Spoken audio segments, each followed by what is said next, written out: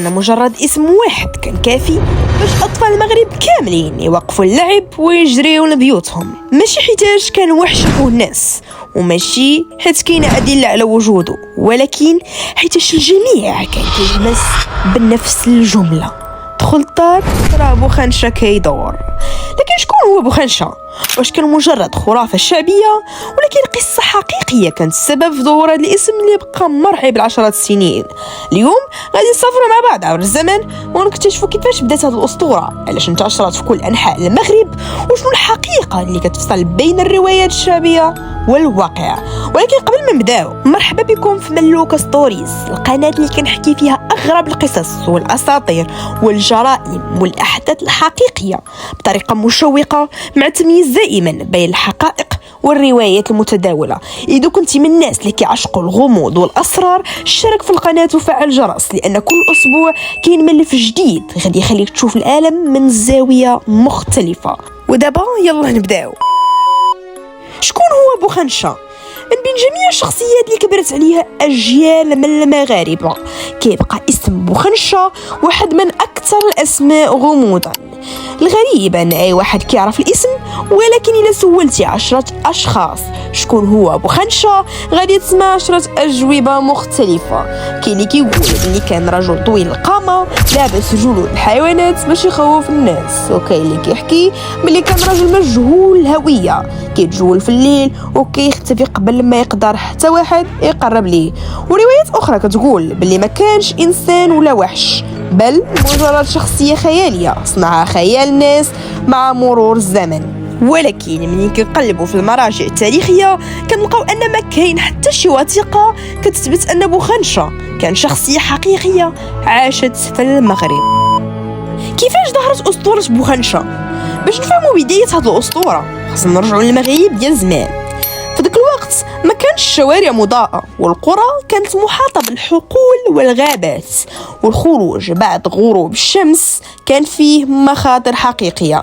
كان ممكن طفل يضيع أو يسقط في بئر أو يتعرض للحيوان، لذلك كان الآباء والأمهات كيحاولوا يلقاو طريقة بسيطة باش يخليو الأطفال يرجعوا للدار قبل الليل. ومن هنا بدات كتردد جملة بسيطة ولكن قوية: دخل الدار راه بوخنشة كيدور.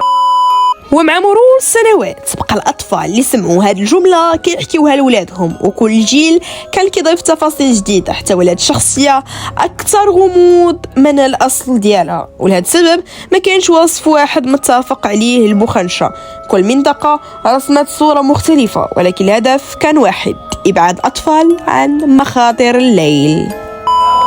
علاش بقى اسم بوخنشة حي حتى اليوم؟ كاين بزاف ديال الشخصيات الشعبيه اللي اختفت مع الوقت، ولكن بوخنشة بقى حاضر في ذاكره المغاربه. السبب هو ان هذه القصه ما كانش مكتوبه في كتاب، بل كانت كتعيش في الاحاديث اليوميه.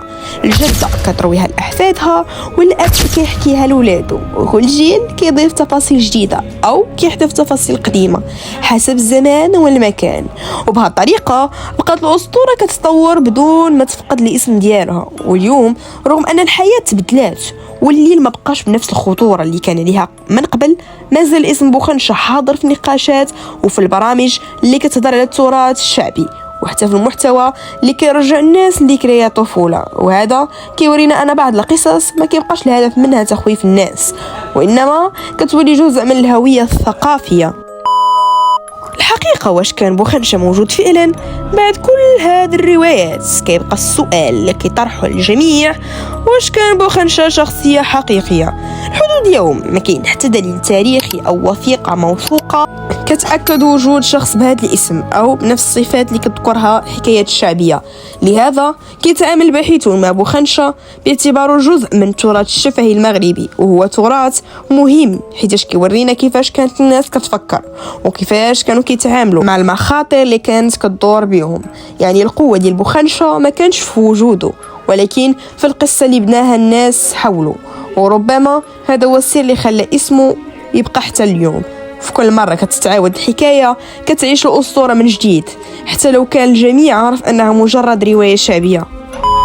أسطورة بوخنشة ماشي قصة على وحش مجهول، بقدر ما هي نافذة كتخلينا نفهموا كيف كانت الحياة في المغرب قديما، وكيف كان الخيال الشعبي كيلعب دور مهم في حماية الأطفال ونقل القيم من جيل لجيل. ودابا جا الدور ديالكم، نتوما شنو الرواية اللي سمعتوها على بوخنشة؟ واش كانت نفس القصة اللي حكينا اليوم، ولا في مدينتكم كاينه نسخة مختلفة؟ كتبوا لي في التعليقات، حيت يمكن تكون عندكم تفاصيل مازال بزاف ديال الناس ما عارفينهاش. واذا عجبكم هذا الفيديو ما تنساوش ديروا لايك وتشتركوا في قناه ملوكا ستوريز، لان الرحله مع اغرب الاساطير والالغاز ما زالت في بدايتها. كانت معكم ملوكا ستوريز، باي باي.